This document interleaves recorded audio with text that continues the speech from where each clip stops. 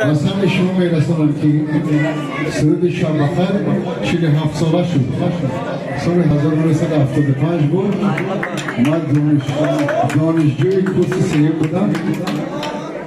شعر استاد لایق شیرعلی و آهنگ کمینه 47 سال شد این سرود را میسرایم و باز امید دارم که سالهای زیاد میسرایم این سرود. سلامت باشید. مرحبا. سرود شبخر.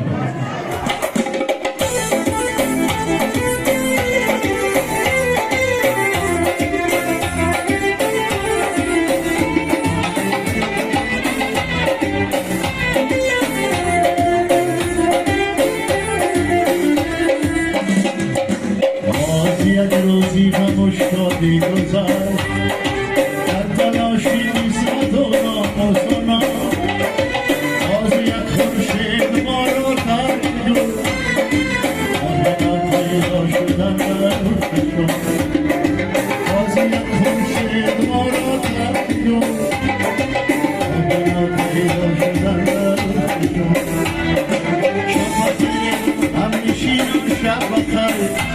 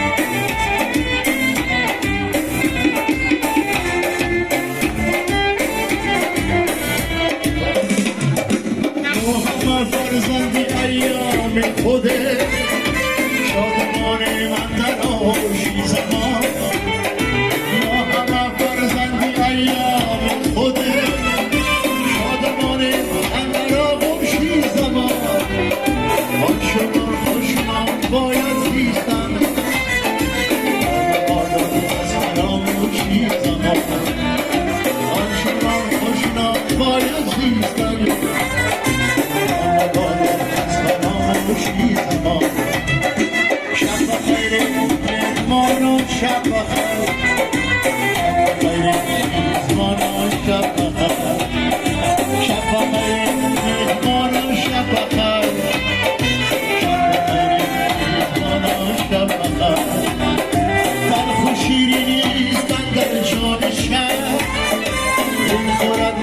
خورد خوری جگر تلخ و شیرینی نیست اندر جام شهر این خورد خورد خوری جگر تو چی باید زود اندر گوش ما که باشه زیبتار تو بیدیگر تو چی باید زود اندر گوش ما که باشه زیبتار تو بیدیگر شب خیلی همیشینا شب بخیر شب خیلی هم زمینا شب بخیر شب خیلی هم دیارو شب بخیر شب خیلی هم زمانو شب بخیر شب خیلی هم دیارو شب بخیر شب خیلی هم زمانو شب بخیر شب خیلی مهمونو شب بخیر شب خیلی جوانو شب بخیر شب خیلی دوستارو شب بخیر شب خیلی دوستارو شب بخیر شب خیلی